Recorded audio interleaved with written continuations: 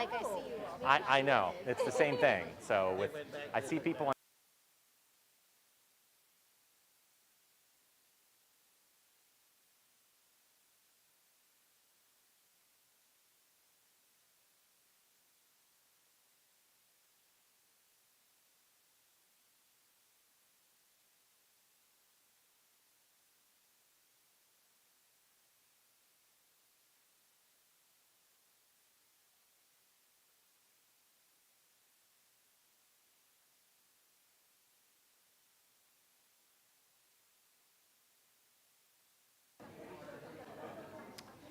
All right, everyone, good evening.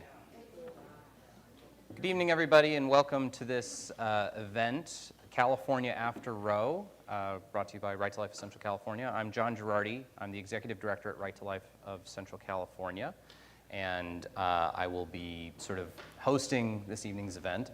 As you guys all know, the most significant Supreme Court decision certainly of my lifetime, and for a lot of you also, came down just about 2 weeks ago, in which the Supreme Court overturned Roe versus Wade in its Dobbs versus Jackson Women's Health Organization decision. So, yeah, it was quite a moment worth celebrating, and something that I didn't think would happen within my lifetime, but a very fortunate combination of circumstances of getting awesome Supreme Court justices nominated and confirmed, and just what a wonderful thing to be able to see this in our lifetimes. So the order of this evening's event, basically we're going to hear from a couple of different experts in their various fields. We managed to get some awesome guests, two of whom will be zooming in on the big screen right behind me, and then Jonathan Keller and I, as the local experts, will be here to discuss issues impacting us here in California. So on all of your tables, we have literature about Right to Life of Central California and all the great work that we do. So we at Right to Life are a pro-life educational and outreach organization. We do educational presentations for schools and churches, events like this, a weekly radio program on Power Talk 96.7 and AM 1400, which you can listen to as a podcast. We have a number of great initiatives, including our sidewalk advocacy initiative, where we're outside of Planned Parenthood on the sidewalk every week, reaching out to women and couples going in and out, considering abortion and changing minds and saving lives. We are also doing the great work of saving lives and helping women through our subsidiary corporation, which is the Obria Medical Clinics of Central California. So the table over there has information about Obria. Our clinic's been open since this January, and we are fully functioning, licensed, pro-life prenatal health care clinic, providing great prenatal care for lower income people throughout the city of Fresno. So it's a major accomplishment of Right to Life to have started this subsidiary corporation, and it's something that we're incredibly proud of. Throughout the evening tonight, you guys also notice you have pens and index cards on your tables. So we will have our two guests sort of zooming in. So what I thought would be a nice thing to do, if you have questions during the course of their talk, feel free to take an index card and take a pen and write down a question. I'll collect questions during the talk, and then I can communicate with our guest to share that question with them. So, I guess I'll just start by just sort of explaining the magnitude of what has happened, where in 1973 with Roe versus Wade, we had a situation where most states in the union regulated abortion, and overnight, every state was forced to impose the most aggressively permissive abortion regime possible. In effect, 9-month legal abortion for all 9 months of pregnancy. States could limit abortion in the 3rd trimester, but with a massive exception for maternal health that was defined so broadly that literally every pregnancy was deemed to fit within that health exception. The Supreme Court justices effectively took the ability to legislate on this out of the hands of all of the state legislatures. And what Justice Alito and the majority on the court have done is effectively restored to the state legislatures and to Congress the ability to actually regulate. So what we want to focus on tonight are a couple of different topics. We have the speaker bios right there on the tables in front of you. So we're going to be joined by Dr. John Bruchalski, who's going to address a lot of the misconceptions people have about abortion, a lot of the controversies that are currently swirling around about how pro-life laws will adversely impact the ability of women to get treatment for miscarriages or ectopic pregnancies or things of that sort.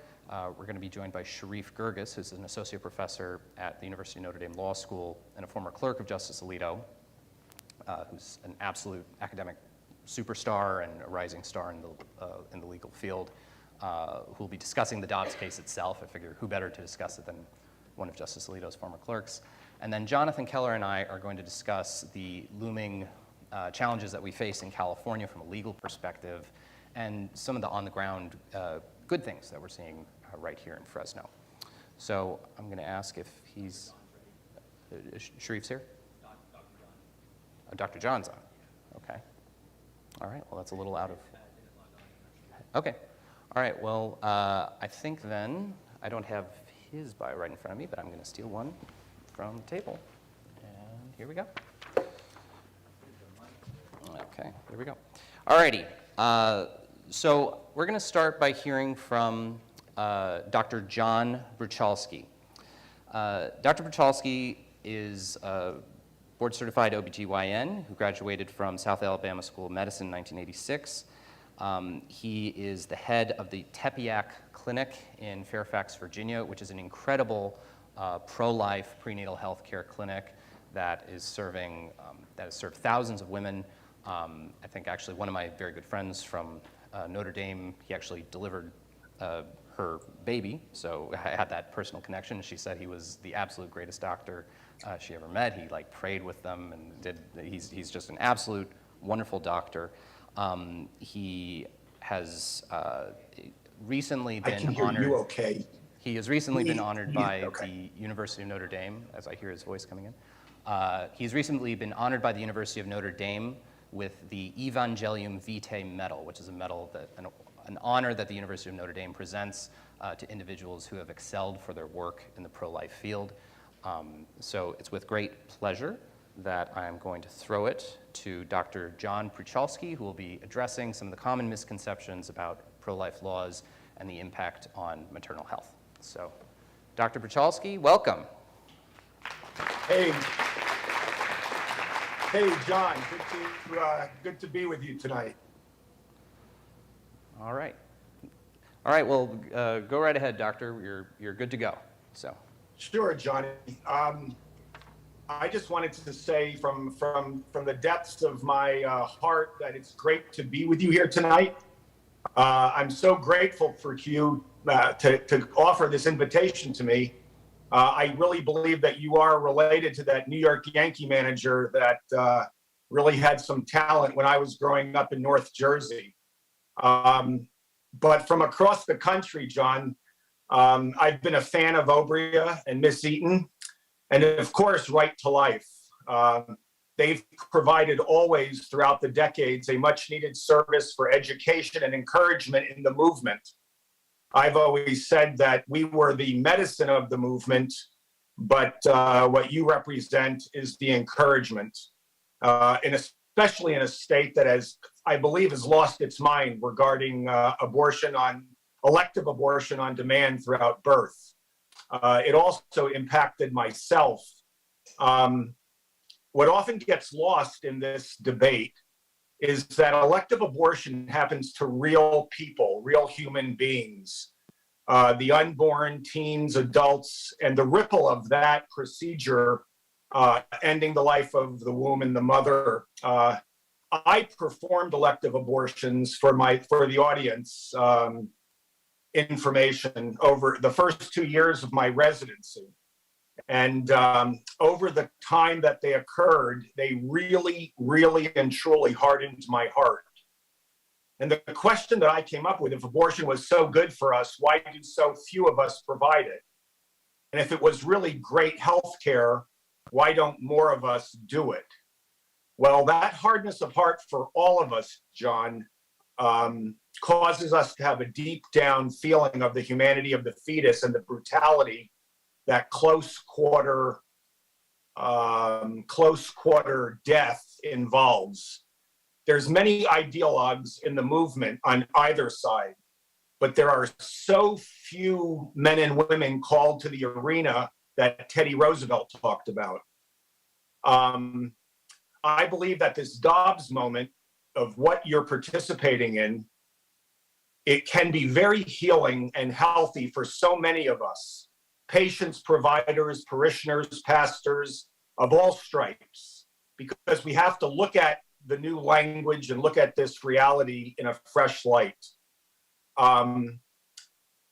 There was a piece in the Federal on June 7th that talked about that as physicians and OBGYNs, we know that we care for pregnant patients, a woman bearing a child, so therefore we care for two patients.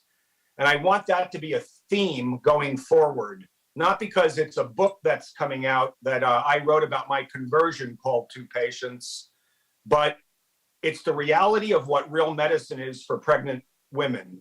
It's we as OBGYNs went into this specialty because we can care for two patients. And the oath that I took, the Hippocratic Oath, really used to be the standard, but today, sadly, politically driven medical elites have dropped it. They've substituted a physician's pledge that was laid down by the World Medical Association's Declaration of Geneva back in 2017. And what I'm going to talk about tonight is abortion is not healthcare.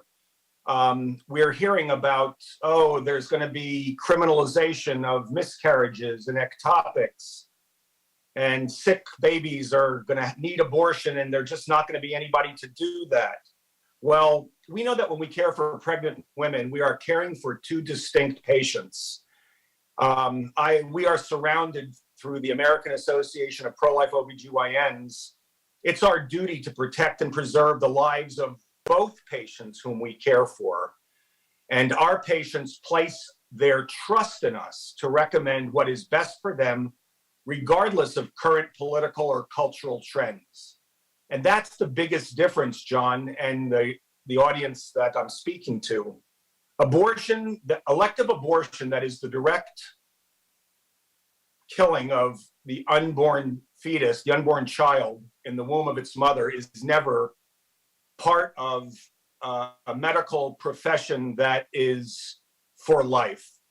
And so that is key.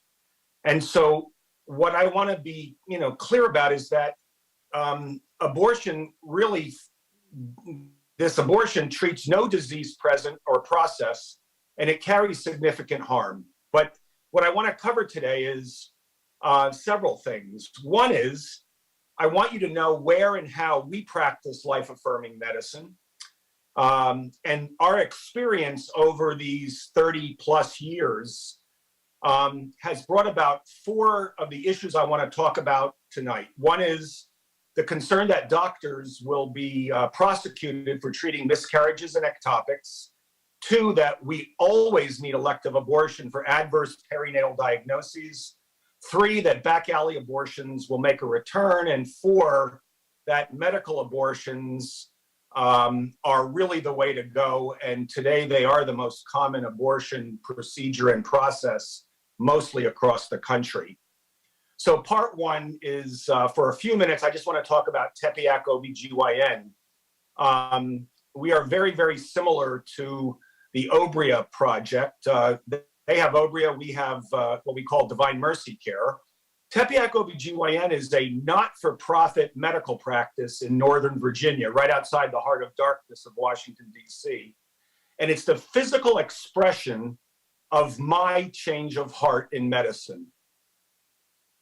It's been built up from the ground up with my friends.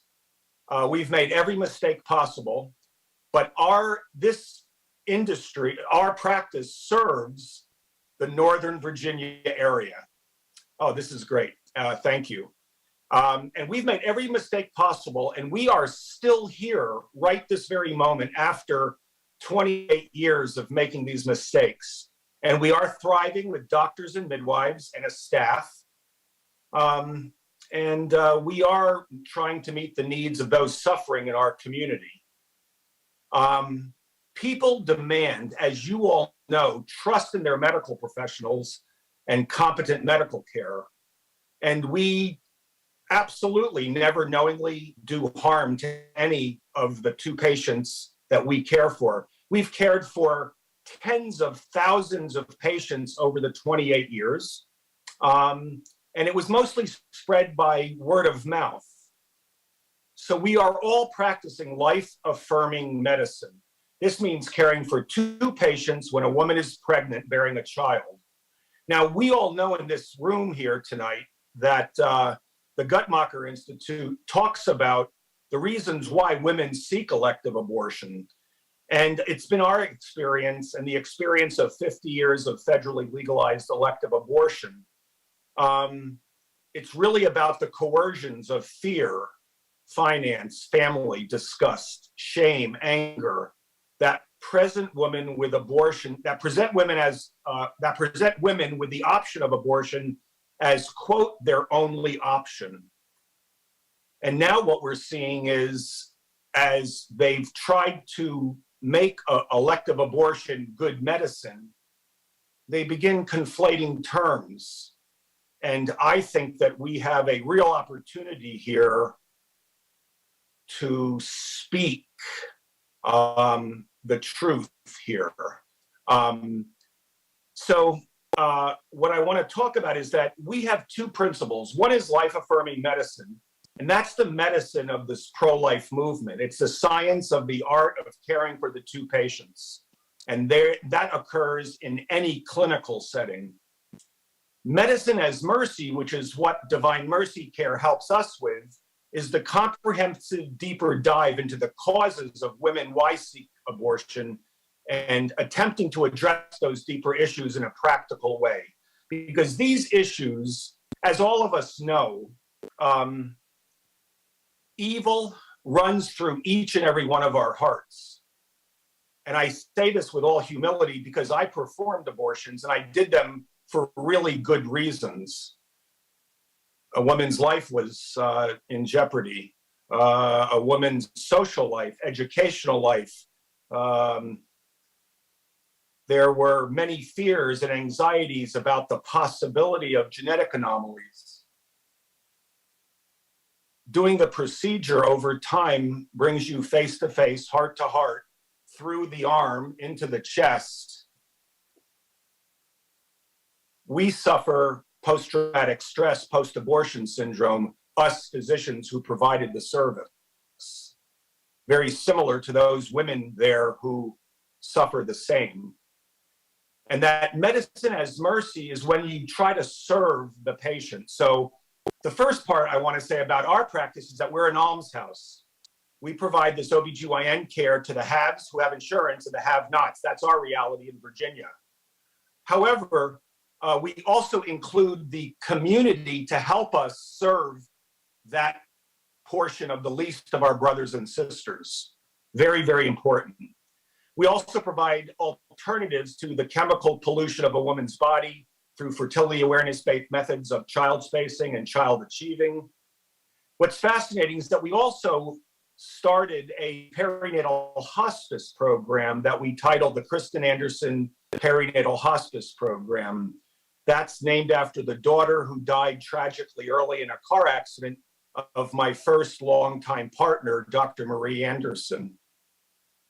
This is to serve women who have had adverse prenatal or perinatal diagnoses, when the diagnosis of the experts say they're incompatible with life, despite the fact that those babies are alive when we make the diagnosis.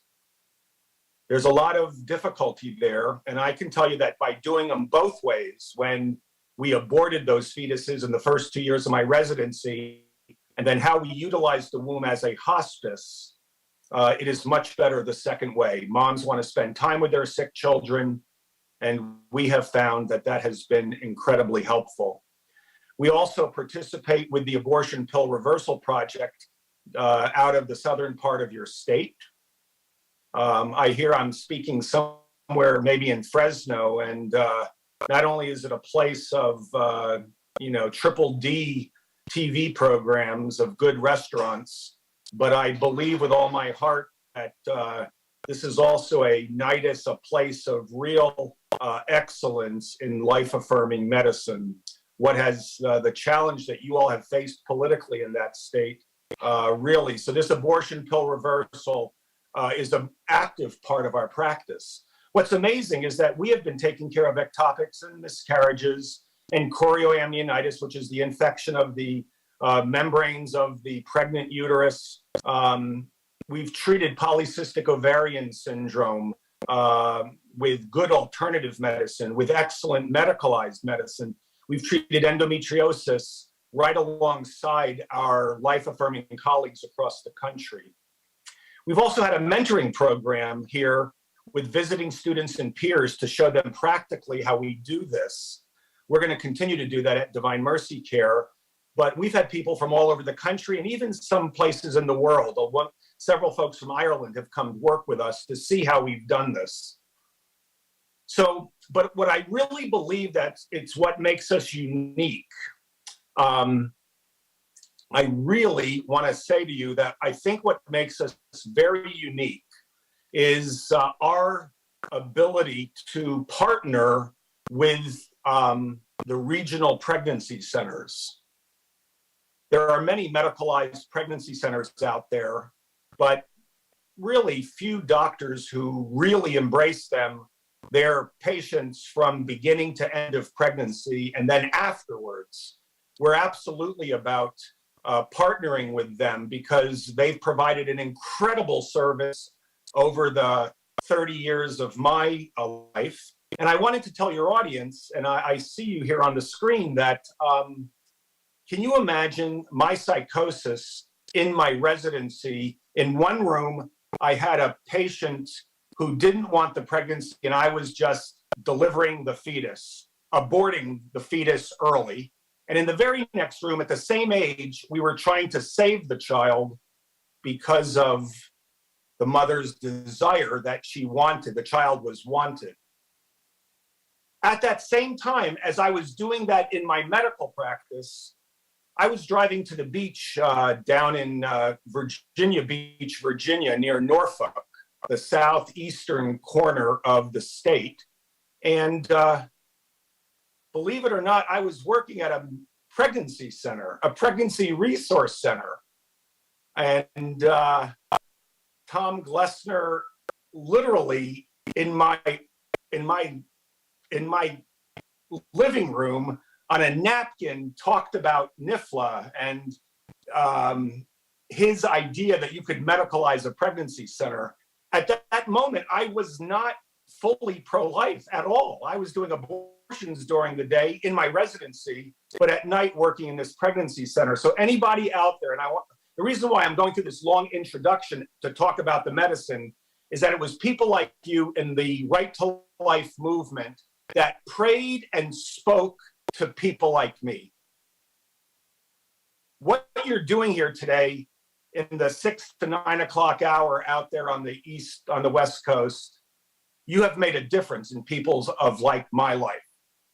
And I just wanted to take the time to thank you, because that segment of our practice, partnering with pregnancy centers, is what has kind of separated us from so many places. And I just want you to know that this is an opportunity for all of us to work together, because what I'm going to talk about for the next few minutes are those 4 issues about the intertwining of mom and baby. It's called Nitabuch's layer. It's a fibrin layer between the placenta and the woman's uterus. The same doctor who just found Nitabuch's layer, a wonderful female Russian physician, also identified and discovered the spiral arterioles that is where the transmission of waste and oxygen and nutrients occur in the placental margin. And that is the intertwining of 2 patients, mom and child.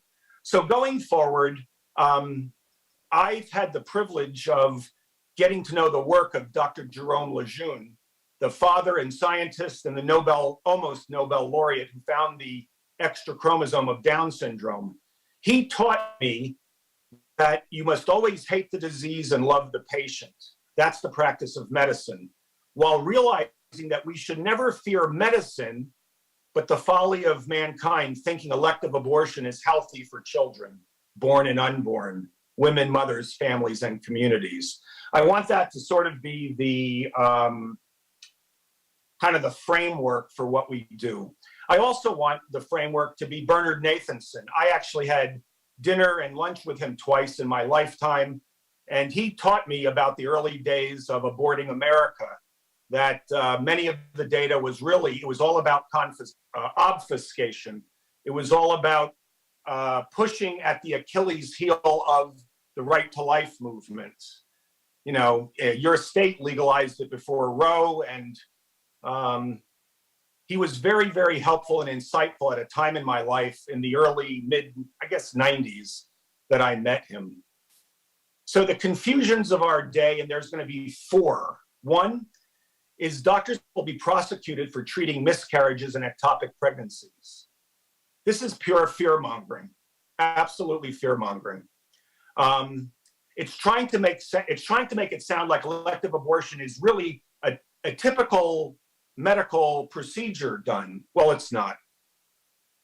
The only disease here is treating the unborn child from beginning to end, from fertilization to birth, as a sexually transmitted disease. That's where they're coming from. That's how I treated the fetus when I would pick it up by its head and throw it in a bucket or put it on a scale. That killing of an elective abortion is what an elective abortion procedure does. The outcome is a dead baby. In all cases, we try to do our best in that case. And a failed elective abortion is when the unborn child survives. Now, we understand that. Prior to Roe, I want you to know that all good OBGYNs cared for many women, many patients who had miscarriages, ectopics, diseases, medical conditions such as preeclampsia, high blood pressure, renal disease, diabetes. And we did it excellently, medically, with ethically sound, life-affirming Hippocratic medicine. We weren't locked up. They want to conflate elective abortion with what we provide as honest health care. Now, remember, 73 to 95% of docs do not perform abortions. They may refer to a clinic, but they don't do it. The question is why? Well, over the last 50 years, science has progressed. We have better antibiotics, we have better surgical techniques, we have better systems and algorithms for dispensing blood products. And so we as life-affirming OBGYNs know that we know how to separate moms and their unborn child at different stages of pregnancy. We never directly intend, ever, for human flourishing, for maternal health. We never directly perform or intend elective abortion, which is the death of the child. That's what's intended, that's the outcome. So now, when we're dealing with miscarriages, most of the time, by the time we see them, the baby has died. The baby's heartbeat is done. And whether we do it surgically or medically, we're causing the uterus to contract or empty, and the child is dead. Most of the time, when a child is alive, the process is already moving along, and it's called an inevitable miscarriage. And we just help that process occur. Now, what's being kicked about are issues like infection, which is the kind of the basic word for chorioamnionitis, or hemorrhage. What will you do? Well, because of all the good science and medicine we have since Roe became law, we don't have to do elective abortions. We always treat the underlying disease, and that's the key here. life-affirming doctors, APLOG, the American Association of Pro-Life OBGYNs, we absolutely treat these life-threatening conditions to the mom, hemorrhage and infection. Our intent is to remove the membranes and the uterine lining that's infective. When we do that at these early stages, the child does die, but that's never our intent. Our intent is always treating the disease. And that's what I really want you to understand. These are life-threatening conditions. We treat it medically. We go after the disease. And because of the good science that has accompanied time, we are blessed to be able to care for these women very well. Those are not elective abortions. We're not there because we're directly intending and the death of the child. Now, the other issue here is ectopics. Most ectopics, from a medical point of view, the child dies because the tubal foundation, remember, ectopic means not growing in the uterus, inside the womb, in the cavity. It's usually found most commonly in the tube. It can be found in the uterus, in the muscle, it can be in the cervix, but they're rare. Now, because the tubal ectopic is so fragile, those babies die often, but because moms, we don't live in the Garden of Eden, as I jokingly tell people, at talks, things happen, bad stuff happens. And so that child growing in the tube, 99% of the time, at least in our experience of the 5 docs and the midwives here with us, the child's dead because the placenta can't support the fetal life. And there's a bleeding, and the placenta still wants to live because it doesn't know the baby has died, and the bleeding can rupture the tube, or the size of the child can rupture the tube. Most ectopics occur between 6 and 9 weeks. And like I told you, most of the time, the heartbeat is gone. When that happens, you can surgically or medically remove that disease. We try to fix the underlying the tubal disease. And what we do oftentimes is remove a section of the tube where the disease is. We actually treat the diseased tube, the scar, or the damage that stopped the progress of that early human life coming down the tube to find an implantation. What's fascinating is that there's already a communication between mom and baby of protein chemicals and signals even before that happens. So that's been something that has been amazingly confused. Now, ethically, there's all sorts of discussions, but from a medical point of view, this is a life-threatening condition. Now, I've had 2 cases in my life where the baby ejected out of the tube and landed on the fat covering of the intestines, and it grew to almost term. But those are incredibly reportable, very rare, so they could be reported. Many times watching these patients can cause the tube to rupture also. And so it's been a real blessing to have good medicine and be a service to women in that terrible condition. So life-affirming medicine is always compassionate, competent for the treatment of the woman with her pregnancy, both before and after viability. That's what I'm trying to get across here. And really, the viability changes that we see today from when I started care, it was 27 weeks, 28 weeks, and today it's closer to 22, 23 weeks. Fetal surgery and the issue about fetal pain, we're gonna kind of put that aside for another time and for another conference or another time. Point number 2, women will die of adverse perinatal diagnoses without elective abortion, and you really need abortion to remove those sick children from the wombs of their mother. Well, I did that for 2 years. I thought that was the only option I had. you found the diagnosis on a Thursday and you set the mom up for a termination for an abortion on a Friday. You didn't use that word because that's a wanted child. You use terms like early delivery and the like.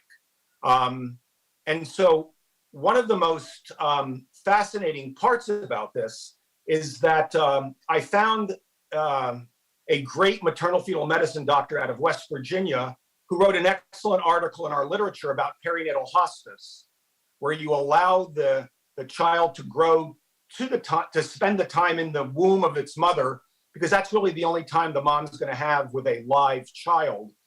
There's a time that's needed for suffering and for letting go. It's the time of Kubler-Ross that talks about, I love you, I'm sorry, please forgive me, I forgive you, and goodbye. And then bringing all the pieces together of the medicine and the religious background and the social concerns and the social systems available to help with depression, sadness, bring it all together. So at delivery, there's a plan in the hospital and in the home with the family. I can tell you that one of my perinatal hospital families, the delivery of her monster converted the heart of a friend of mine who did abortions. Even though he was so angry and he was so bitter the night I was in the hospital being treated for metastatic cancer, his practice was the only practice that were caring for my patients at the time.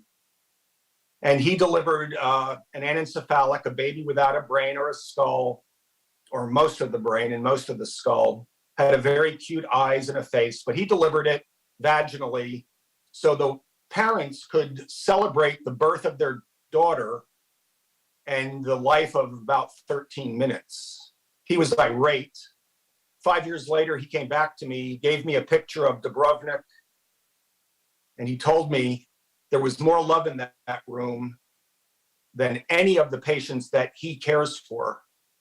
And he deeply wanted that for his patients. He was an excellent physician. And from that moment on, he stopped providing abortions. So we want to optimize the care of the mom and the child. We get the mom and child as far along as possible. Some of the other principles that I want to mention to you, it's 9:45 right now. I've got two other points, but I'll try to be quick here. I'm so sorry for taking the time. But I want you to know that you never pit mom against baby. Never, never. It's not good for their physical, spiritual, or psychological, or social well-being. It's very hard for moms to really come to grips with a very, very sick child.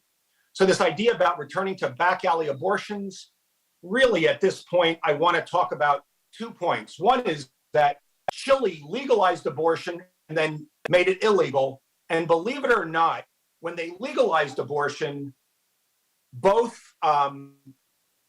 elective abortions increased and the total maternal death from elective abortions increased. When it was made illegal, guess what happened? Both went down. And it continues today in Chile.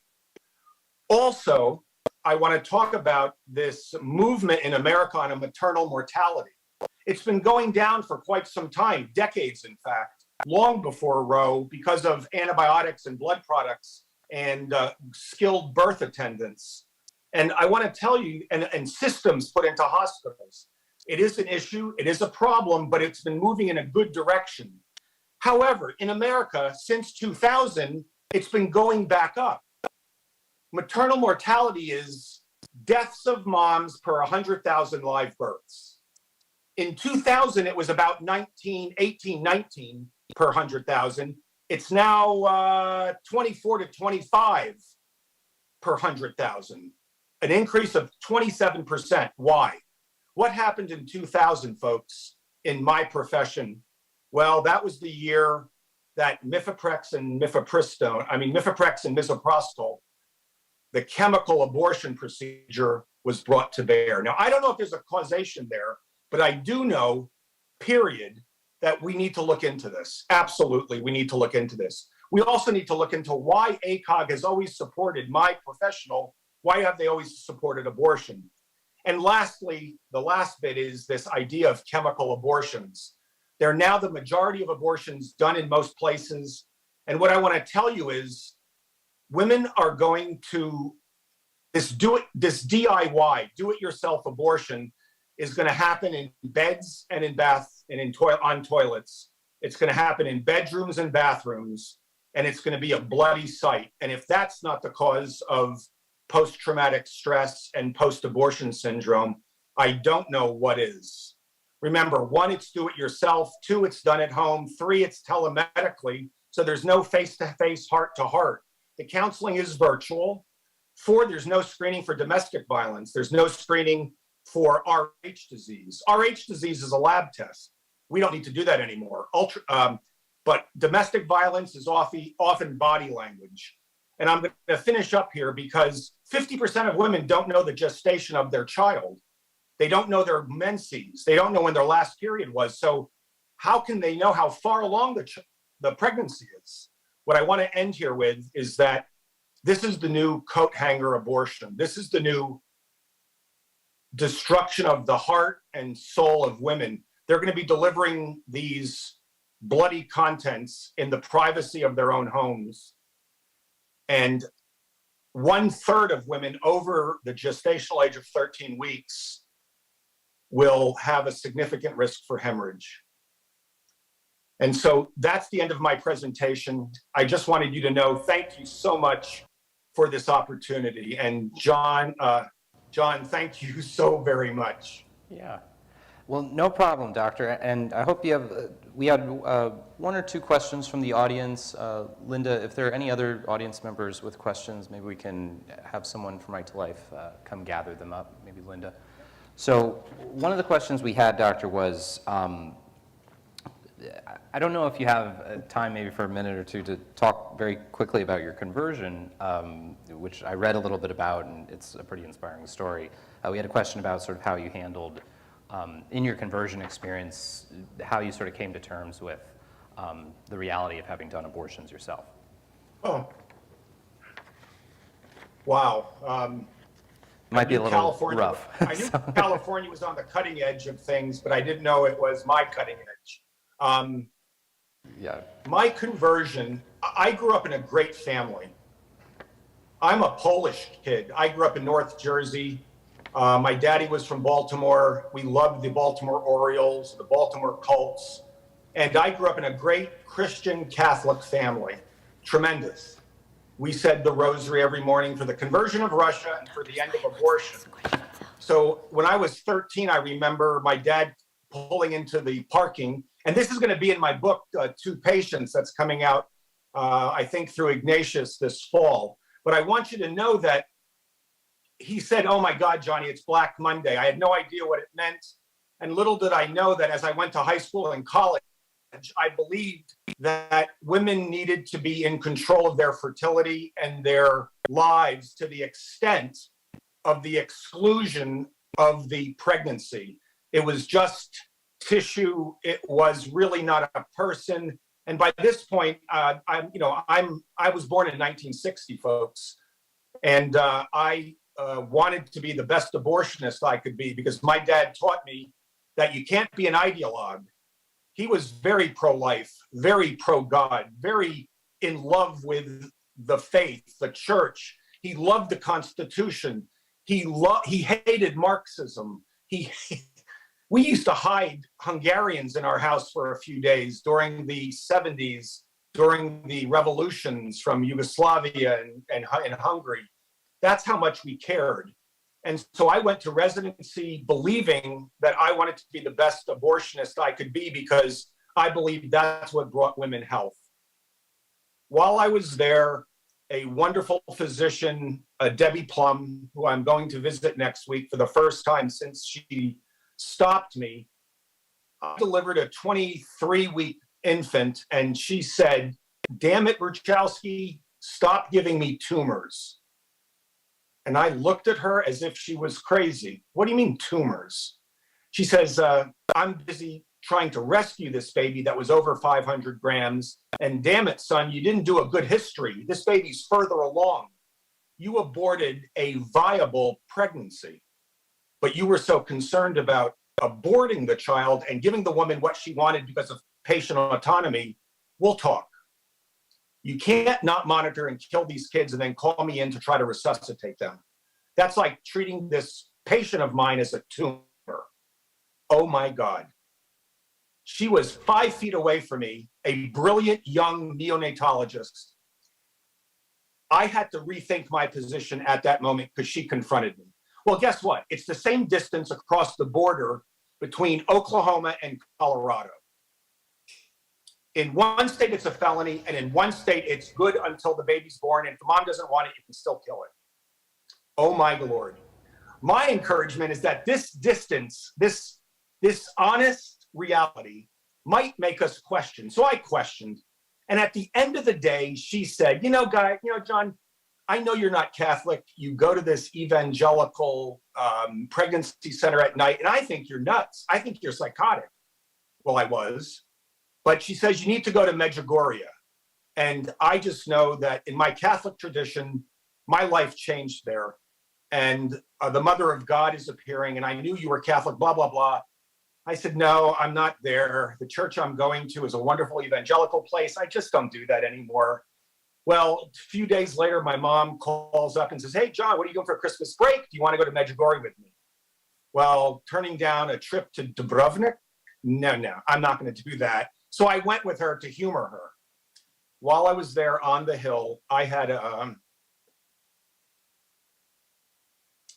because of your prayers and the prayers of my mother and father, prayers like you, right to life, folks. I know it. Prayers because of you, I had a change of heart in a psychotic break, it's what I call it, of meeting Christ and his mother, putting my hand in his side. That's enough.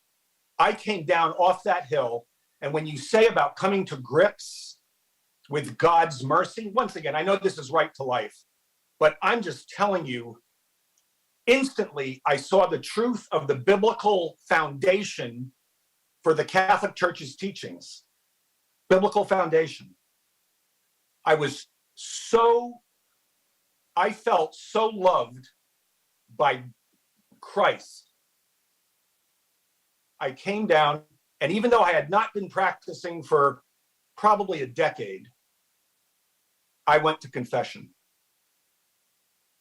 Of course, coming down off the hill, it's the middle of January, there's not many people there. There's some guy sitting out in the cold on a chair, and I pulled up a chair next to him, and he spoke English. And I confessed to the Lord. And at that moment, I knew what real mercy was.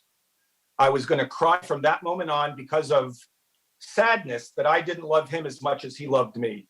And I didn't love my patients as much as they trusted me with their lives and their futures. But it was no more, oh my God, I murdered. It was, oh my God, I wasted. I came back to my wonderful evangelical church. I asked them what their teachings were on abortion. They didn't have any. I kind of came back to the Catholic faith at that moment. I still love my evangelical brothers and sisters. We are one family on this issue. And I think right to life in places like this and this movement, all men and women of goodwill on this issue are going to come together at this moment to live this. Because at that moment, folks, the medical data was coming in, abortion and breast cancer. 40 to 50 studies are pointing this out. 170 studies on abortion and preterm labor. Many studies on abortion and depression, including 4 times the risk of suicide. So that's my conversion in a nutshell. All right, well, Dr. John, that's pretty awesome. I feel bad because I'm getting kind of loaded here with questions. And we do have our other speaker. We have. Oh Sherif. my Lord! I'm so sorry. No, it's okay. It's Sherif. So I'm sure he's happy to hear you share that. And I'm loving this. Yes, there's Sherif. Sherif. Yeah. So I'm sure Sherif is loving it. Anyway, Doctor, thank you so much. We have some other questions collected that maybe I'll email them over to you and send If you them want to to email them to me, and I'll try to get to them. Okay. Because I will. our practice was what came down off that hill, and it's a good way to share knowledge and just share experience. Okay. Well, wonderful. Thank you so much, John. Thank you so much, Doctor. Okay, everyone, let's give a big hand for Dr. Bruchalski.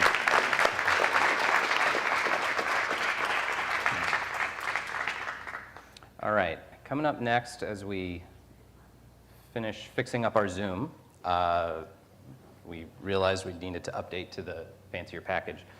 So up next,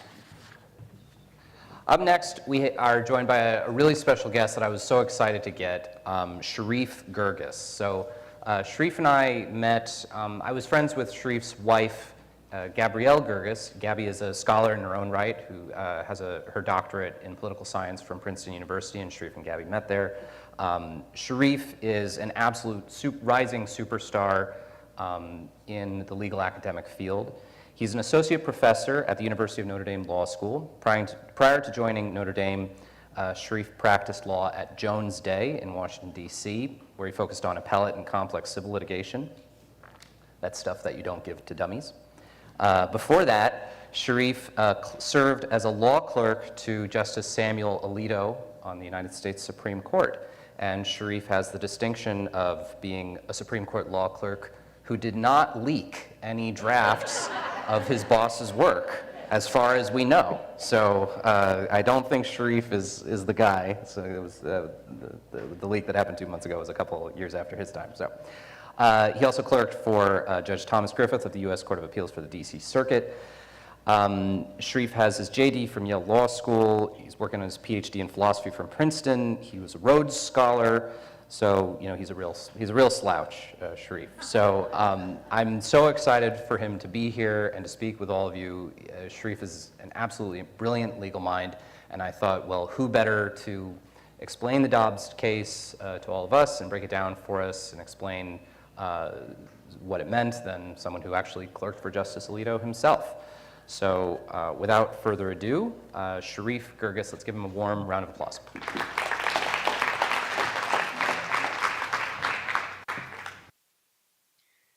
Thank you so much. First, can you hear me? Yep. You can hear me okay. All right, sorry. I'm at a summer seminar that I'm teaching, and it's happening kind of in a conference room in a hotel, and my 2 little girls are asleep in our hotel room, so this was the best I could do for a space where I could talk to you without being interrupted. So sorry if it's a little bit odd or if somebody passes by at some point. I'll try to, I think it's pretty discreet. It's also great for me, it's a huge honor for me to talk to a group like this. It's also really cool for me to talk right after Dr. John. His Tepeyac Center is where my wife went for our first baby. So it's a special thing. We were when we were living in DC in Northern Virginia. That's where we went for our OB practice, and that's where she, the group she delivered through. And we think a ton of John and of everybody else in that room. So I'm so grateful to be a part of this. I guess the other question I had is, do you want me to talk for 20 minutes, or am I going to take up 30 minutes or less time, or it's totally up to you. Yeah, go for 20, and we'll collect questions as you go along and give you a couple of questions. So yeah. Okay, perfect. So we're just and if you want me to, just breaking down. It's an accordion. I can spread it thin, or okay. Yeah, go. So I'll just give you a rundown of the case of Dobbs, exactly what happened in it, and maybe a word about the legal battles that I think are likely to come in the wake of Dobbs. And I know that some of you are probably deep into this. Some of you may be less deep into it and more into the hands-on stuff on the ground, which really the law is just meant to clear the path for. So forgive me if I say things that you already know. And on the other hand, if there are things that I didn't get to, please feel free to dig in during the Q&A. It's easiest to understand what happened in Dobbs, obviously, by first recalling what happened in Roe v. Wade and then Planned Parenthood versus Casey. So in Roe v. Wade, as you all know, in 1973, the Supreme Court struck down the laws of basically all 50 states on abortion. At the time, 30 of the states banned abortion basically at all stages and for any reason except to save the mother's life. The other 20 states had very significant restrictions on abortion, and Roe declared them all unconstitutional. It said that it had an elaborate trimester framework where it said you can't regulate abortion at all in the first trimester. You can regulate it only in ways that are meant to make the procedure safer for the woman and for her health in the second trimester. And then from viability onward is the only time that you're allowed to ban abortion. And, as Dr. John just said, viability is a moving target, but, however you cut it, it definitely at the time was not before 24, 25 weeks. Now it might be 22, 23 weeks. And that has basically been the law of the land for 50 years. The only time that the Supreme Court came close to overturning Roe v. Wade was in the 1992 case of Planned Parenthood versus Casey. So here you've got a court that has 3 new justices on it, all appointed by Republicans, all expected to be opposed to Roe v. Wade, which at the time that it was decided was widely panned on the right and on the left as being a terrible piece of constitutional reasoning. And in fact, as it happens, right after the oral argument in that case, Planned Parenthood versus Casey, 5 of the justices did vote to overturn Roe v. Wade. But somewhere between then and the release of the decision, Justice Kennedy flipped. And he and Justice O'Connor and Justice Souter wrote an opinion for the whole court that modified Roe v. Wade in some ways, but kept the worst part of Roe v. Wade on the books. So they modified it in that they got rid of the trimester framework. They said, we don't really know where Roe got that from. That's kind of embarrassing. That's more of what you find in a lawmaker's statute, not in a legal decision that's supposedly rooted in the Constitution. But we are going to hold on to the core holding of Roe that you are not allowed to ban abortions until viability. So from 0 to 24-ish weeks of gestation or of pregnancy, no state is allowed to ban abortions. So that basic rule stuck. It was a huge blow, as you can imagine, and as some of you are probably veterans enough to know firsthand in a way that I didn't. I was in kindergarten when that decision came down. A huge blow to the movement, a huge blow to this effort that had been underway for decades by that point to get rid of Roe v. Wade, just enough to allow the states to make their own decisions on abortion policy. And there were other cases, but really no other serious attempts to overturn Roe just because we didn't think that we had the votes. And in fact, we did not have the votes.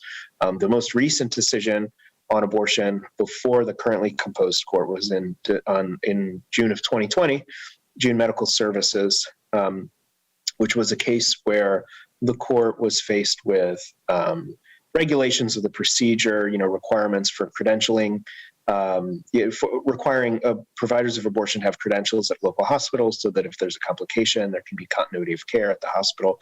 And Chief Justice Roberts joined the liberals to strike down that very modest regulation of abortion. That's as recently as 2 years ago.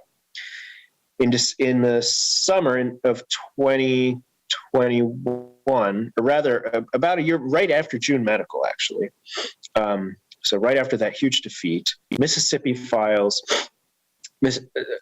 a clinic in Mississippi, an abortion clinic in Mississippi, files a challenge to Mississippi's regulation, which banned abortions from 15 weeks onward, with exceptions only for medical emergencies and for what the law called fetal abnormalities. So if it wasn't either of those 2 exceptions, the abortion was banned from 15 weeks onward. At the time, it looked like we were going to get the same result that we got in June Medical. But nonetheless, Mississippi was ready to go forward with the case, was going to try to find a way to say, you don't have to overturn Roe and Casey, which we know you guys don't want to do, just to rule for us. You can find a way to rule for us consistent with Roe and Casey. Then what happens? Well, Justice Ginsburg dies. President Trump nominates and the Senate confirms Justice Amy Coney Barrett. And then when the court, Mississippi, so then the court decides to, with the newly composed court, decides to grant cert to hear the case in May of 2021, May 17th, 2021. And I will tell you, because you all may know, you may not have been paying attention because it hadn't been in the news yet, in a big way. Everybody at the time thought, well, they're just going to do their usual thing. This is a friendly enough court, so they will find a way to uphold the regulation to say that 15-week laws are okay, but they're not going to overturn Roe and Casey. There's no way they're going to do that.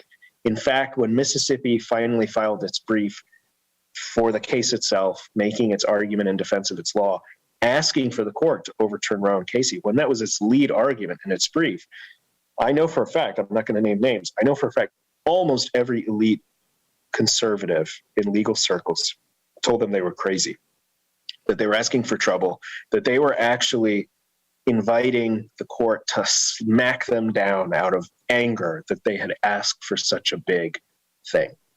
But then something remarkable happened. The clinics on the other side of the case filed their brief saying, we agree with Mississippi that it is all or nothing in this case. You either strike down Mississippi's law under Roe and Casey, or the only alternative is to completely scrap Roe and Casey and a constitutional abortion right. And I think they were right about that, because as I just got finished saying, and as you all know better than anybody, Roe and Casey, if they stand for one proposition, they stand for the idea that you cannot ban abortions for any reason before viability at 22 or 24 weeks. And Mississippi had banned them from 15 weeks. End of story. That's the conflict. Now you might say, okay, well, they could have scrapped Roe and Casey, but then left in place some residual abortion right. Like they might have said, you can ban it from 15 weeks, but you can't ban it from conception. And the problem with that was always going to be that you'd have to make up a new rule from scratch. And you wouldn't be able to find any legal argument to support the new line that you drew, because there is no real constitutional right to abortion. It's nowhere in the text. It's nowhere in our history. I'll talk more about that in a second. So if the only basis for supporting the right is precedent, Roe and Casey.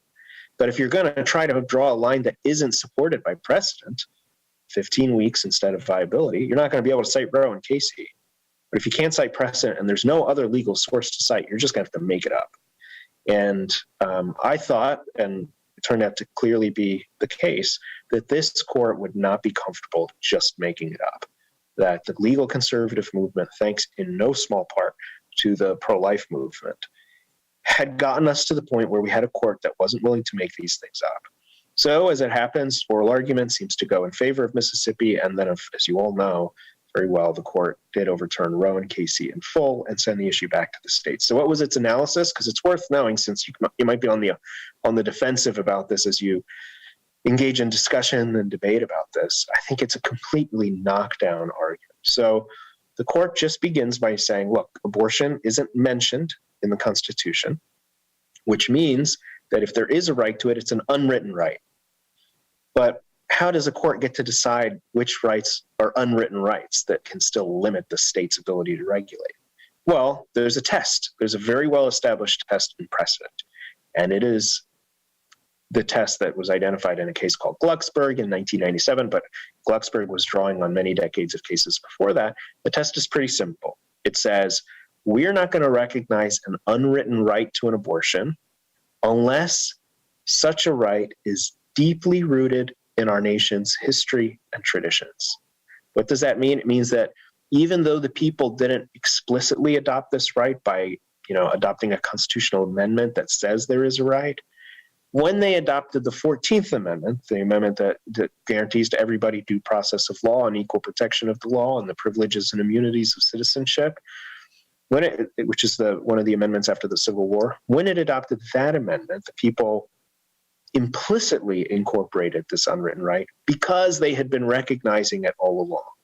And so we can assume that that's what they meant when they said privileges or immunities or something like that. Again, that's not a test that Dobbs made up just to get an abortion. It's a very well-established test. And then the court looked at the history and it said, well, okay, it's not written, as we said.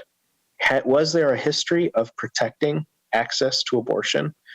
In England, in the common law that we inherited in the colonies and the early states, in colonial law, in early state law, in early federal law, in any law up to the Civil War in any law up to 1960, and it found there wasn't, as Dobbs makes clear in pretty painstaking detail.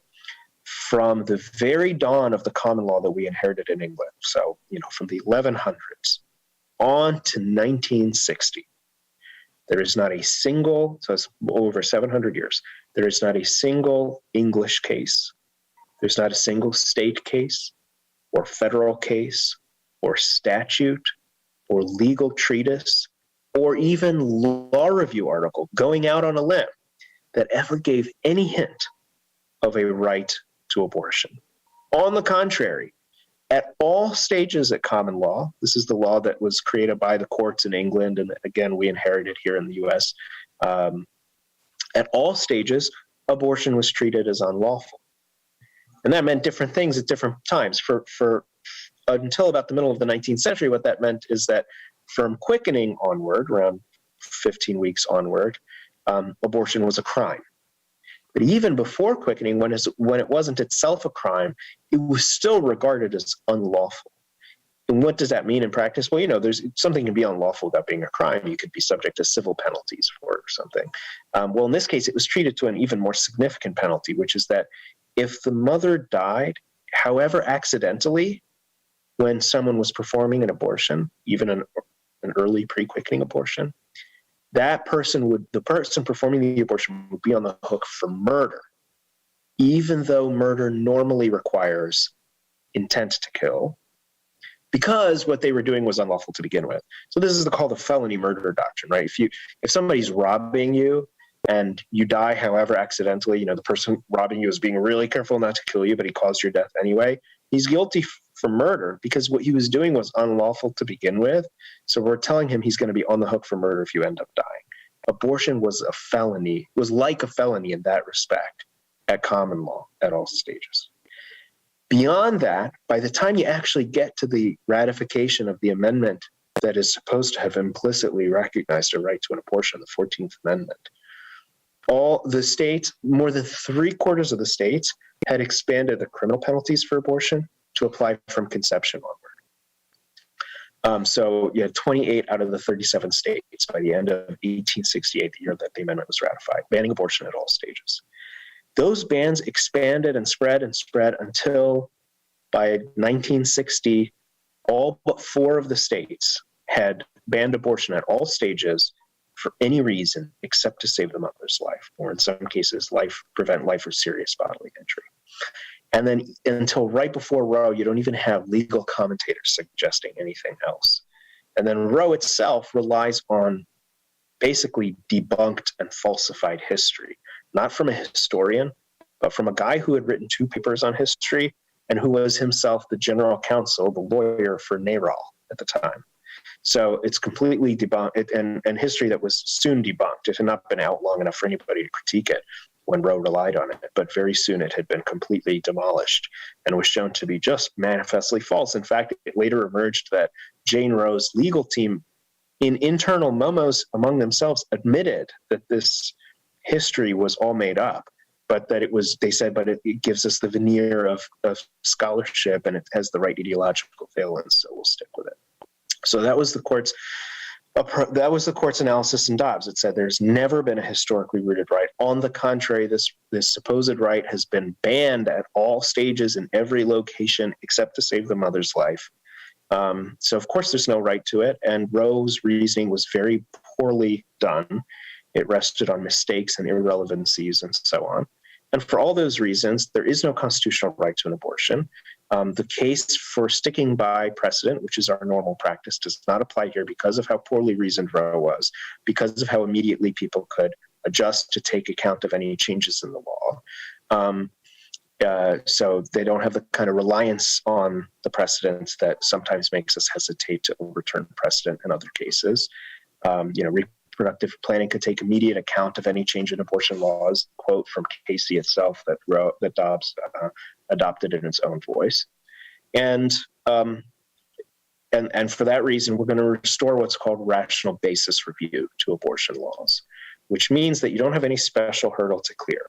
As long as an abortion regulation could have been thought to serve a legitimate state interest, then courts have to uphold it.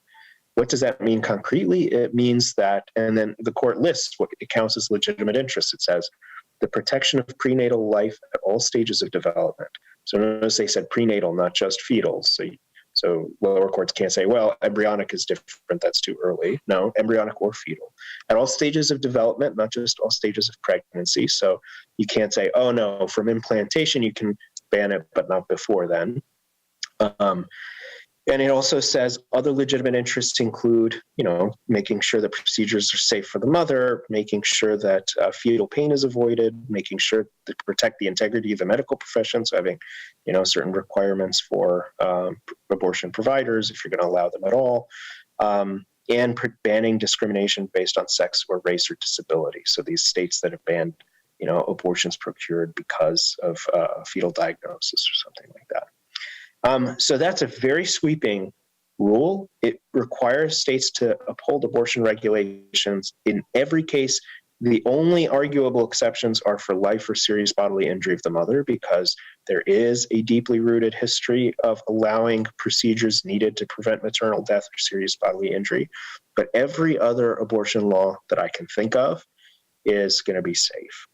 Now, what does that mean concretely? It means that for an abortion law to fail muster, it would have to have some completely unrelated constitutional defect, something unrelated to abortion, like, it classifies based on race or something like that no realistic abortion law would have. All right, so before we go to the questions, a few points about what are the likely fights to come. Now that Mississippi and states like it get to ban abortion for all reasons except to prevent death or serious bodily injury, what's going to happen? Well, obviously, other states are going to double down on abortion access and try to help women leave the states to get abortions in New York or California before coming back. So one question is, will Mississippi be able to punish conduct that happens entirely outside its borders? Well, it's unlikely to be able to punish a provider who lives outside of the state and never has any contact with the state. And the pro-life movement is committed to not penalizing women themselves. But states like Mississippi could still try to punish any attempt to facilitate an abortion, whether that abortion ultimately happens outside of the state or not. So, the people who help get her to the border of the state and so on. That's one set of issues. I think that's likely to come out in favor of the last kind of regulation I described, but there will be fights about it. Another question, can Mississippi ban the shipment of abortion drugs into its state's borders? Or does the FDA's approval of those drugs mean that, any state bans are overridden? The Biden administration suggested the second thing, but I think they're probably wrong about that. I think courts will hold that states are allowed to ban the drugs, even though the drugs have been approved by the FDA.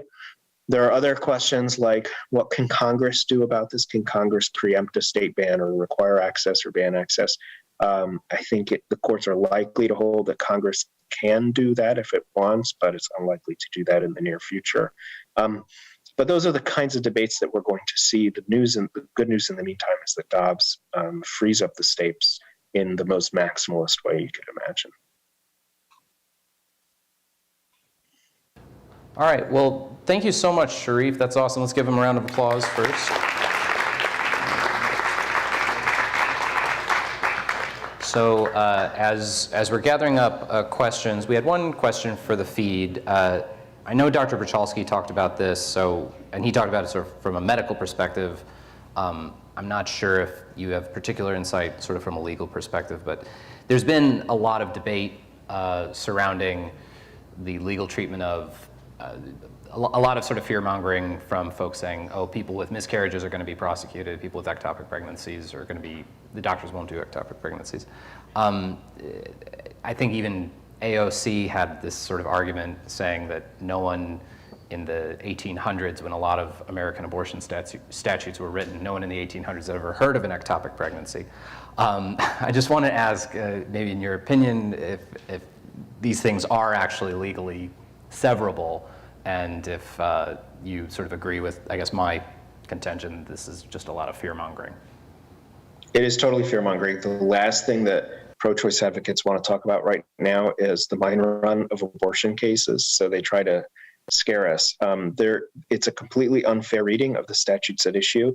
I have never encountered a statute in any locality or town or county or state, much less federal level, in Anglo-American history that banned abortions needed, or any procedure needed to save the mother's life, even if it caused fetal death.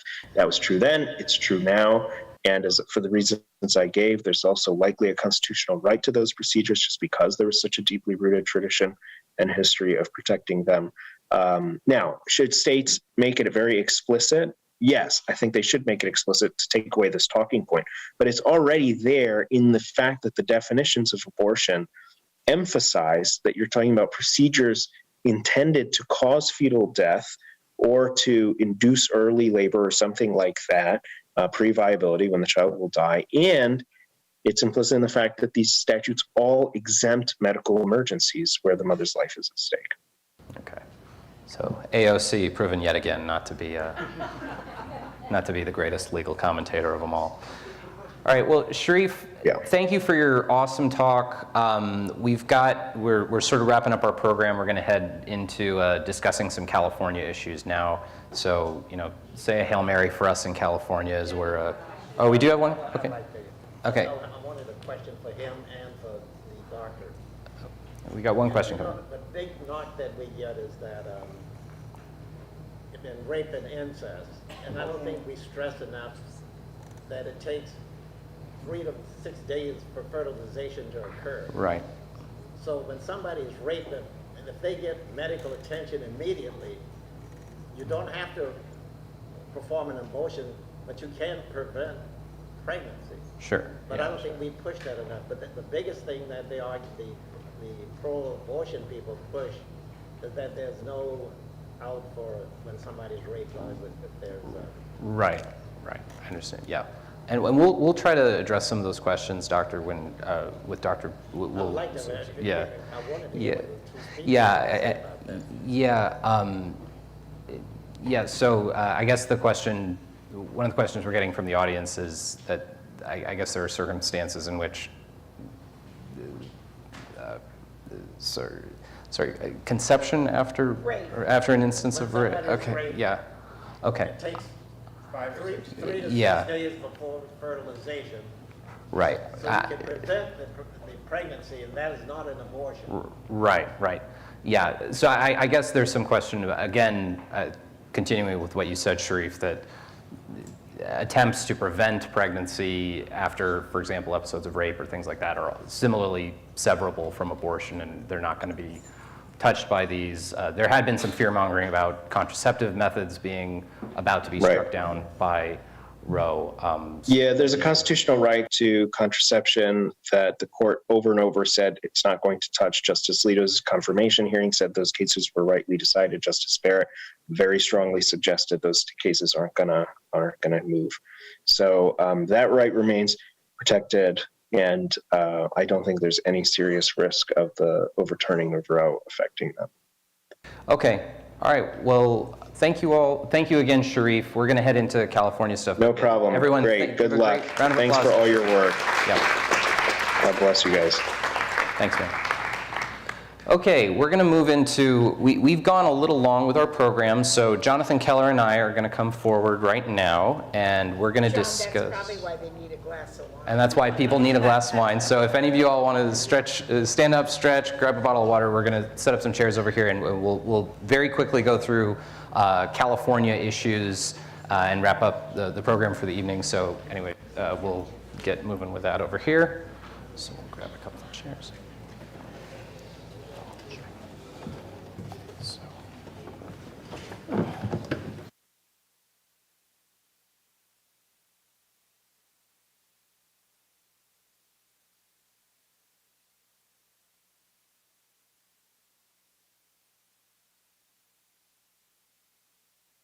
Everyone, so this will be the kind of the fireside chat portion of the evening. We're going to discuss. Actually, let me get one of the sheets real quick, so I have my little roster of bills I'm going to discuss. So first, let me just introduce my buddy Jonathan Keller. Jonathan should be known to most of you. Jonathan is the CEO of California Family Council, which is a statewide organization that engages in advocacy relating to political issues that relate to the life issue, religious liberty, and the defense of the natural family. I used to work for Jonathan for a year. Jonathan was the former director of Right to Life of Central California. He and I are still very, very good buddies. He co-hosts Right to Life Radio with me. So let's all give a round of applause for Jonathan. All right. So Jonathan, we're going to go through a couple of what I want to talk about is in the aftermath of Roe v. Wade being overturned, obviously the big sort of final outcome of that is that every state is able to make its own abortion laws. And California, our state legislature, Ralph, maybe turn me down a little, or let's deal with the feedback here a bit. Okay, that's better. California legislators have not dealt well with the overturning of Roe v. Wade. To say that they were ticked off is the understatement of the year. And they have basically, they knew that the overturning of Roe was likely. And last fall, they prepared this sort of legislative assault Governor Newsom formed this thing called the California Future of Abortion Council. And it was this consortium of about 50 pro-abortion organizations between Planned Parenthood affiliates, ACLU chapters, NARAL, the works. And they came up with a whole slew of policy proposals for the state legislature to adopt, and adopt them they have. A lot of those proposals that they had were basically cut and pasted right into bills that the state legislature is moving along very quickly. So, Jonathan, I think we'll start with SB 245, sure. Which eliminates out-of-pocket abortion costs. So maybe you can talk a little bit about that. Yeah, well, first off, let me just say thank you all for being here. Of course, I obviously recognize a lot of familiar faces, and for those long-timers, I don't say old-timers, I say long-timers. For those of you who have been involved with Right to Life for a long time, especially the Spencers and Dr. Bryan, and I see other faces around as well, but many of you I met when I first started with Right to Life of Central California. You say what? Old is all right. Okay. But this is my 20th year living back in Fresno. I moved back to Fresno in 2003 to work with Right to Life as the youth coordinator, and that's, as John said, how he and I met back in 03, 04, I think, something like that. Yeah. So it's just such an honor and a privilege to be here with all of you tonight, because I know that many of you have been working for this day, praying for this day, I mean, way longer than I've been involved in this issue. So thank you all for your hard work and your many years of service and sacrifice. Right. Enough kissing up to the audience. All right, Let's go. Okay. Just kidding. But I will say, to John's point, it is amazing to see how quickly the legislature has moved to try to push some of this legislation through. The bill that John mentioned specifically, it actually was introduced last year, and it was held up in the Appropriations Committee, because we had a Appropriations Committee chairwoman at that point who, even though she herself was moderately pro-choice, I think even she realized, she was a Catholic Latina Democrat from San Diego named Lorena Gonzalez. I think even she realized that this was such an egregious bill that she held it up in the Appropriations Committee. This basically says that every single insurance plan in the state of California not only has to cover abortion, but it actually has to pay for abortion with no deductibles and no copays. Right. So, I mean, again, Assemblyman Patterson, who's speaking here in a little bit, he could tell you stories about Assemblywoman Gonzalez. She is not a friend of pro-life causes by any stretch of the imagination. But I think even she realized, okay, this is a step too far. I don't want to have to face my priest or my bishop after letting this bill pass through. But as soon as she resigned last year to take a position with a large labor organization in the state, the new chairman of that committee rushed that bill through, and Governor Newsom signed it earlier this year. So this bill is already going to be going into effect, I think, in January 1st of this year. January 1st, yeah.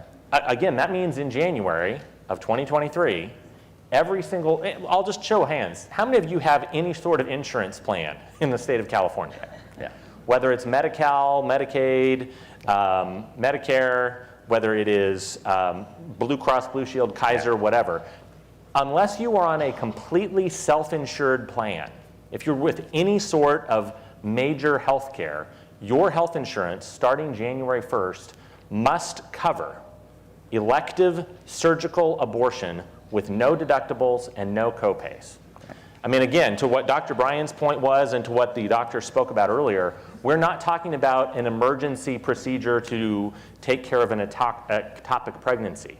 We are talking about elective surgical abortion at any point in the pregnancy.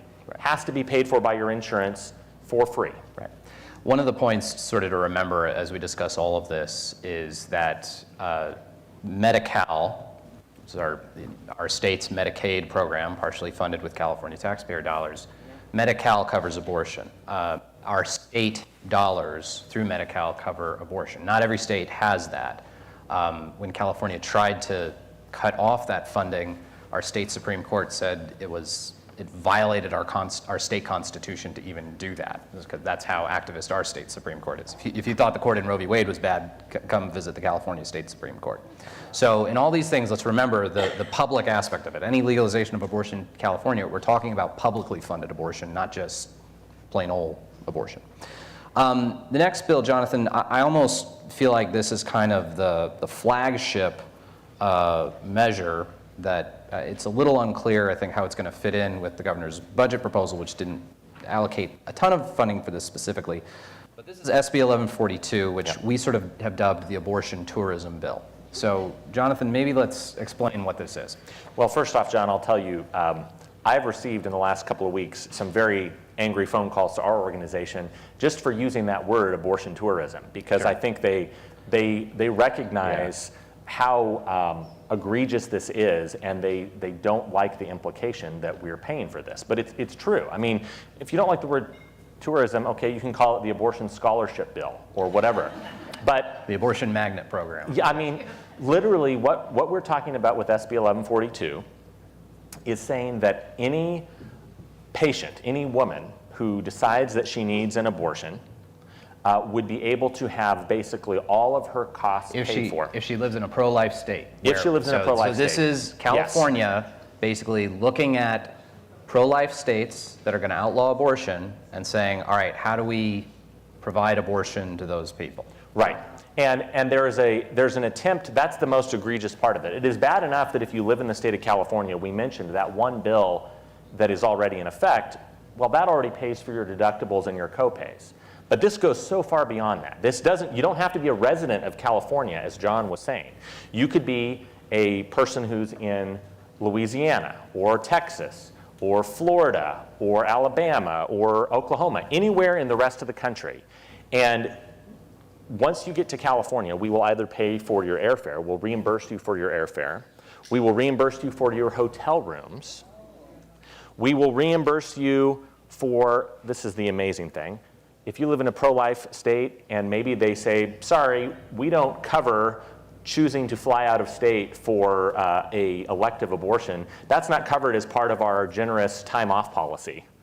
The state of California will pay for your time off.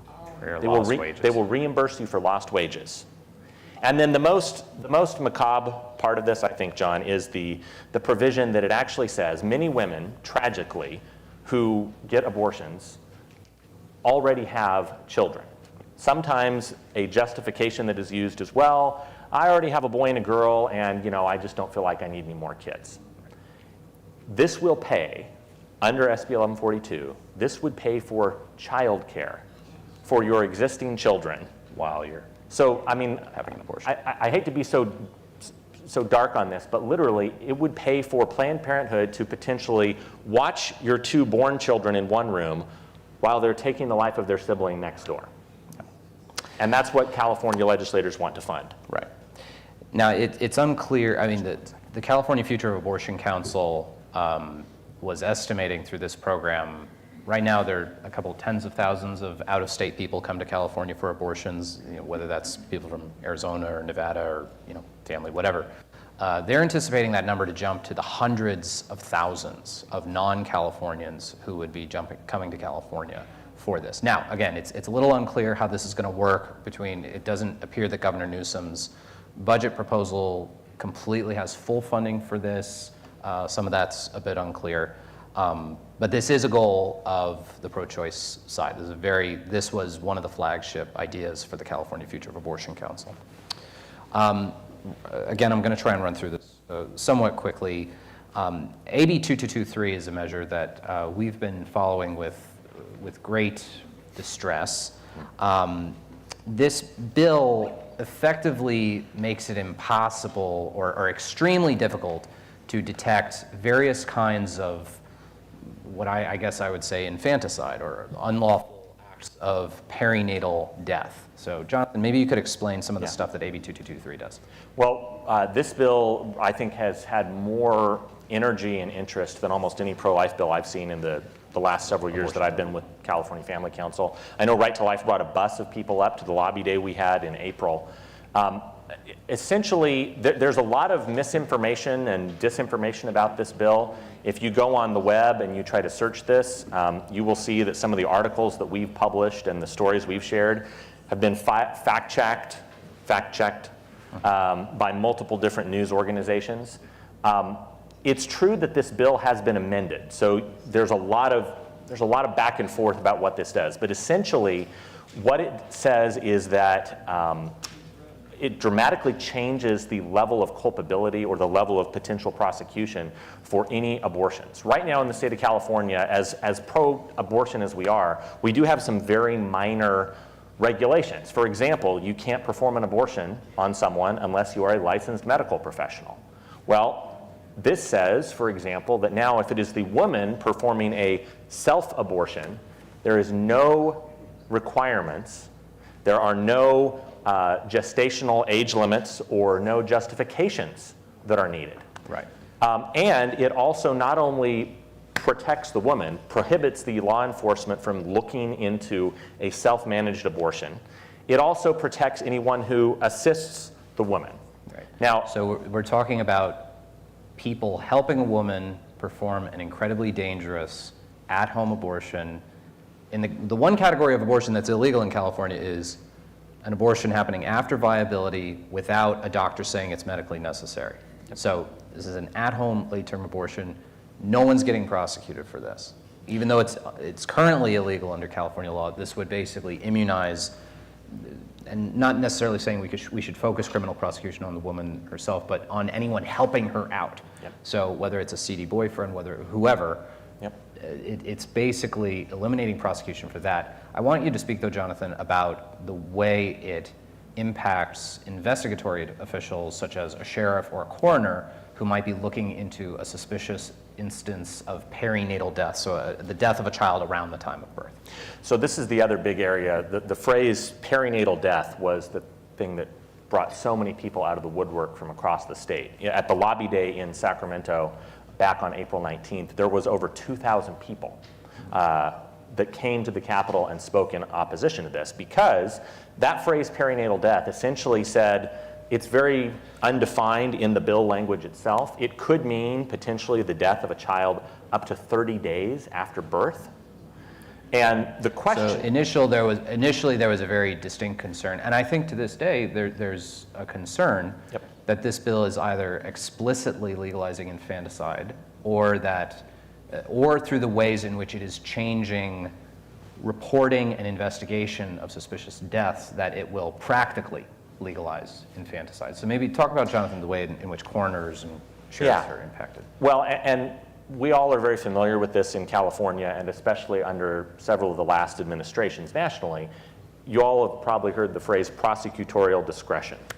The idea that if you can't make something legal through the law, we'll just say, well, we won't prosecute it. We won't prosecute it. We'll just make it impossible to hold people accountable for whatever it is, whatever type of a law we're talking about breaking, whether it's drug use, whether it's crossing into the country illegally, overstaying your visa. I mean, there's all sorts of issues that past administrations have said, and current administrations, we're not going to prosecute these. And by de facto, by flouting the law, we're basically saying, yeah, they're basically legal.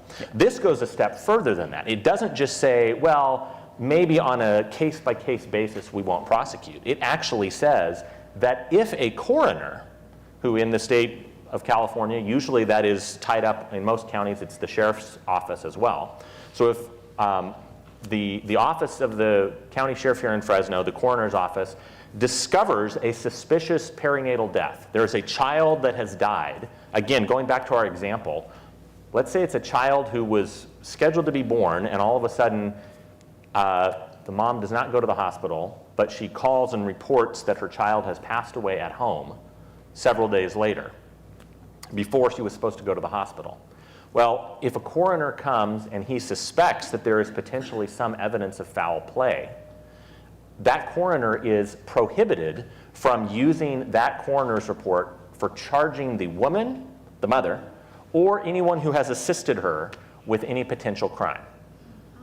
And on top of that, as if that wasn't bad enough, I think what you could see is, well, look, there are brave coroners that would say, look, I'm going to blow the whistle on this. I'm going to call a press conference. I'm going to say this is really bad. We have to try to do something about this to show that there's a danger here, that someone has committed a crime. It also opens up every individual who might be engaged in the prosecution side of it. The coroner, the police officer, a medical examiner, the DA, they are now opened up to a personal civil liability lawsuit of $25,000 per person. So effectively, I think what this is going to do, eliminating requirements for investigation in many kinds of suspicious perinatal deaths, opening up coroners and other law enforcement officials to lawsuits. Many of you have heard about the case of Kermit Gosnell, who was the horrible abortionist from Philadelphia who was eventually convicted of several counts of murder because he was not actually aborting children, he was delivering them alive and then killing them. He was also convicted of manslaughter for the death of one of his adult patients. I don't see, if this bill becomes law, I don't see how we will ever detect a Gosnell. And that's my concern, is that whether this is actually legalizing outright infanticide in California, I think the strain it would put on an investigatory official to ever detect is someone performing illegal partial birth abortions, which are illegal at federal law. It's illegal everywhere. How would we ever detect it?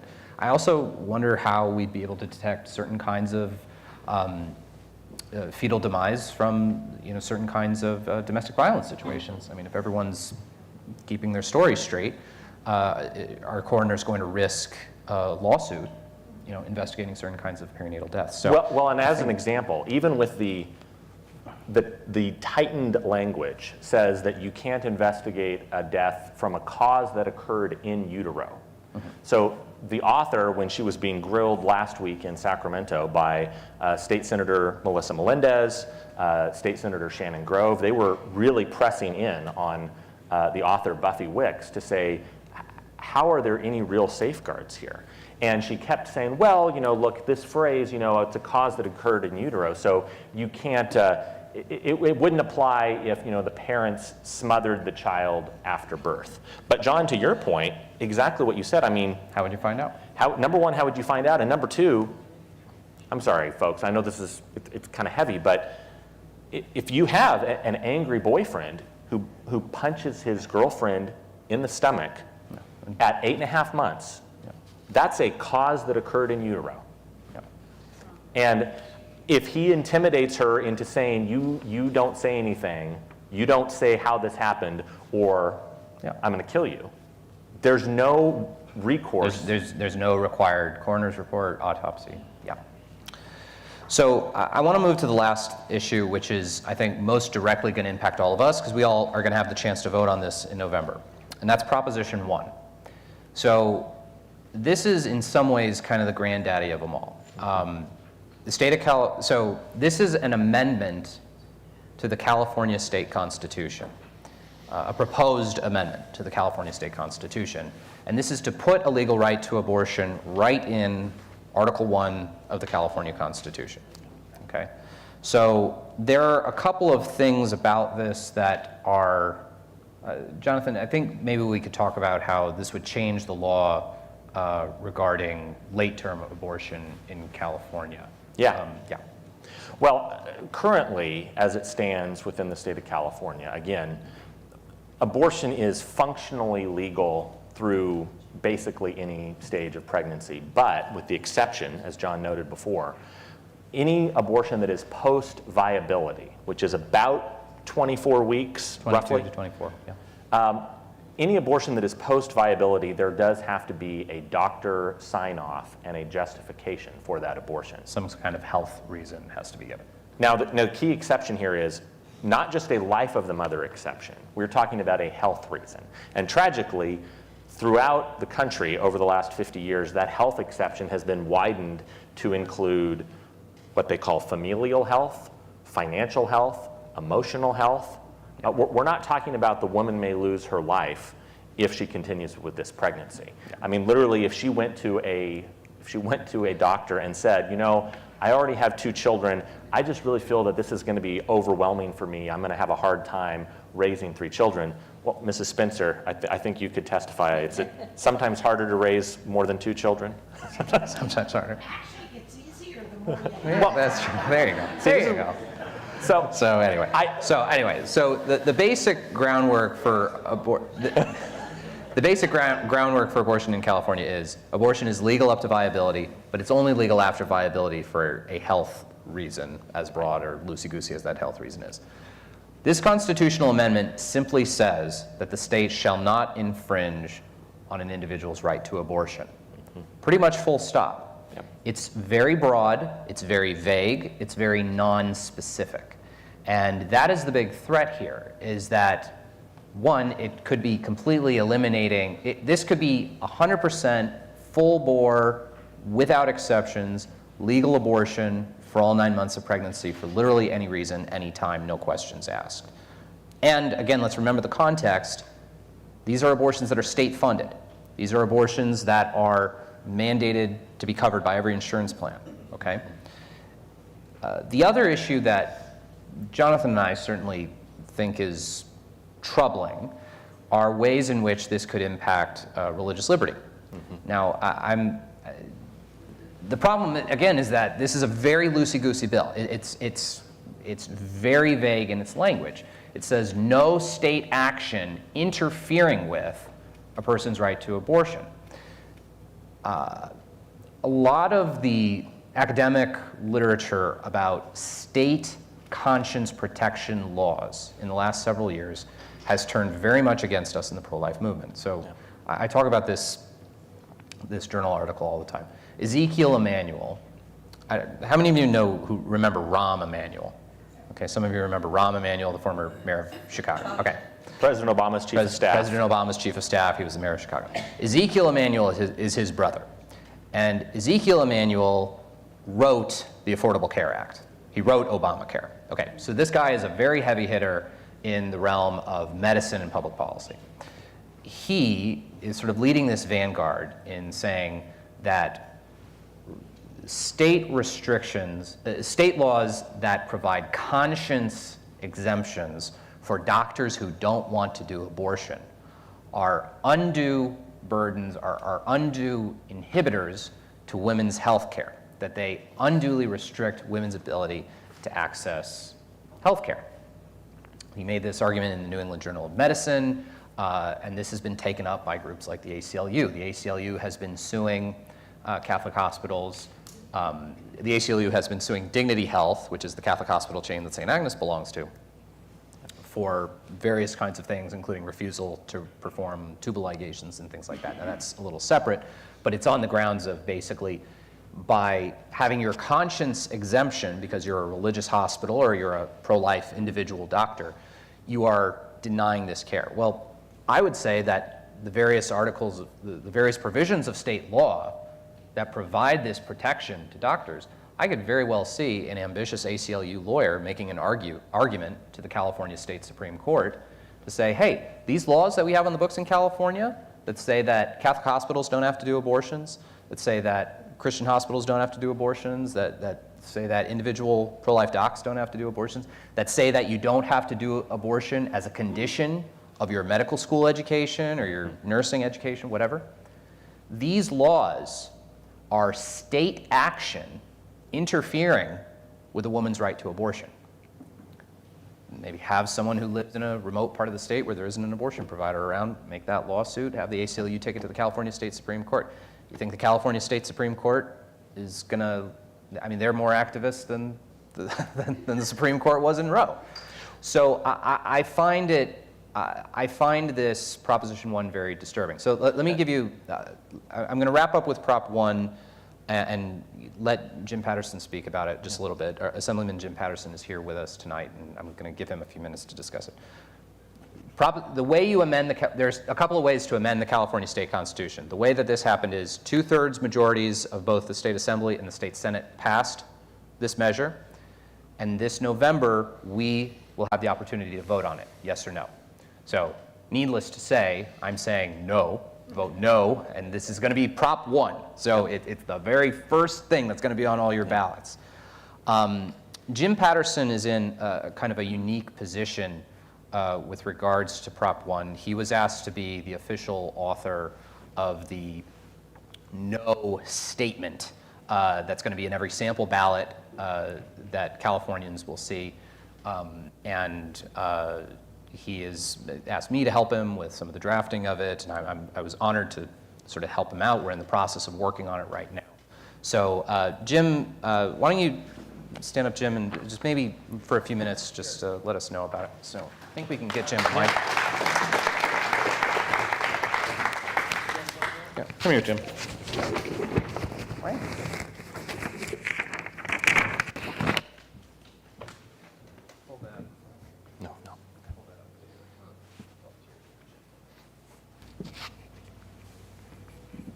Well, 30 years of broadcaster, I think I know what to do with the microphone. Sometimes I have wondered why I have come to the legislature at this time. And I think that being chosen by Anthony Rendon, the Speaker of the California Assembly, to write the opposition to Proposition 1. I think that's one of the big reasons why I'm here. And I want you to be encouraged that we have been working with one of the best polling organizations in the state of California. And they have done some very extensive polling on this. This is not a slam dunk for the yes on this proposition. Why is that? Because the polling demonstrates that by significant margins, Californians are not willing to say that we will abort a child anytime, up and including birth. When that is polled, people start changing their minds. Number two, the polling that we are seeing has about 3 or 4 pathways where when we get this question before Republicans, it's strong support. Independents, we get some pretty good support. We are even seeing in this polling that some Democrats who are sort of pro-life, pro-choice, when they're confronted with what this proposition will do, start to say no. So right now I'm writing the opposition for the ballot initiative. We're also writing the summary. We're really trying to craft a message that changes hearts and minds in the summary. Why? Because that summary is in a significant position at the front end of the ballot, rather than having to dig back in through the ballot and those initiatives, when it's this thick. The polling that we are seeing from one of the state of California's premier pollsters that created polling questions that were not skewed.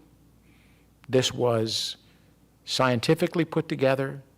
It included Democrats, Republicans, independents, has demonstrated there is a pathway to defeat this. And so what we have done is we have engaged with this polling firm, and we have, as John mentioned, others, sought assistance in drafting the language. And we have come up with language that we think is very, very significant, because the language we are using in opposition polls exceedingly high in changing the hearts and minds of people. And so we're working on it. The 12th of July, I've got to present the final draft. Then we exchange positions with the support people and all, and then we do essentially a rebuttal, right?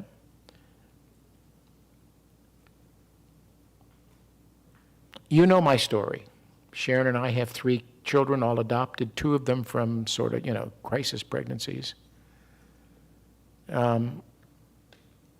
Jason is, from a 16-year-old birth mom, and Lindsay is from a 37-year-old birth mom, who decided that they would carry and adopt.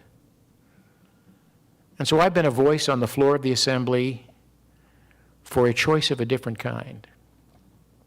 I have challenged the presumption that Roe v. Wade is essentially a choice for abortion. And I've stood on the floor of the California State Assembly and I've said there's a choice of a different kind. And we do not bring people up to Sacramento who have made a choice of a different kind. The ruling party is all for choice, but it's a choice in a one-way direction. And it's absolute and irrevocable end of a human life. But there is a choice of a different kind. And I've been trying to figure out, why did Anthony Rendon decide to choose me to write the opposition? I think he heard my plea on the floor in 2019, a choice of a different kind. And I think he understood that I would be passionate about it, that I would be clear, that I would be forceful, but I would not be ostensibly pro-life organization. You please remember me and my team in prayer. We are crafting perhaps one of the most important pro-life argumentations in a generation. And we have polling that says if we do this with wisdom, we may very well change hearts and minds. I can't do this by myself. I need your help. But I also need the Lord for favor, for clarity, and for the... All right, folks, thank you so much for being with us today. Very quickly, just as we wrap up, I want to give Linda Talia a quick opportunity just to plug the hands-on work that we do at Right to Life. This has been a kind of brainy exercise. Linda is the very hands-on interaction with men and women who are going into and out of Planned Parenthood on a daily basis. So Linda, maybe just share with us really quickly as we wrap up here. I promise, I know we've gone long today and I really appreciate all of your patience. Maybe just a quick pitch about some of the work you're doing down there. So I feel like I'm going, okay, just hold on. Is this working? Yeah, it'll come up. Yep. Anyway, I'm Linda, as he introduced me, and I am the sidewalk advocate right now, and I wanted to leave you with a couple of stories that have actually happened out on the sidewalk so that you can hear about the truth and the practical application. So I'm going to leave you with one story that's a really good one. Recently, well, about 9 months ago, I spoke with a young woman who was trying to decide whether she was going to have an abortion or not. She came over to our building that we rent right next door to Planned Parenthood, and we talked. And right in the middle of the conversation, she said, "That's it, I'm pro-life," without even really knowing what that meant. She changed her mind, and Sarah, another one of the employees at Right to Life, and I followed along with her. We would call her, text her. We actually gathered maternity clothes from donors, had breakfast with her, and ultimately I was talking to her and I said, "Hey, do you have someone who can be with you during the birth?" She has a partner, but she was a little nervous, and she was like, "Not really." And I said, "Well, if you really need someone, I could be there." And I was thinking, okay, she's going to say no. I'd never been at anyone else's birth. And so she's like, no, I really would love for you to be there. And so I had the honor of being at the birth of one of the moms that chose life, and it was the most amazing thing that I have seen in a long, long time, besides the birth of my own 4 daughters. And it's just been remarkable.